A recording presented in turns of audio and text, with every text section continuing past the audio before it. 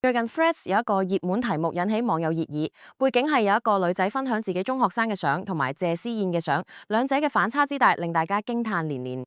第一張相係呢個少女中學時期嘅學生照，見到佢着住校服，頭髮紮成辮子，帶住一副書卷氣，感覺純真可愛，十足一個乖乖女形象。第二同第三張則係謝師宴嘅相，佢換咗一套性感嘅露肩花邊禮服，頭髮散落肩上，配上精緻嘅妝容同項鏈，散發出成熟優雅嘅氣質，同學生照嘅模樣判若兩人。呢篇貼文一出，即刻好受歡迎，喺 Threads 上面掀起熱烈討論。貼文超過50萬接觸，有3000幾個分享。有網友留言話好羨慕，依家啲小朋友咁細個識化妝，身材又好。仲有話好靚女，好多人留言讚美佢嘅轉變，甚至有人問點解變咁靚。更有趣嘅係，知名網紅霍哥都入場留言話 Nice， 真係好靚女。呢個留言更加深咗貼文嘅熱度，吸引咗更多人圍觀同分享。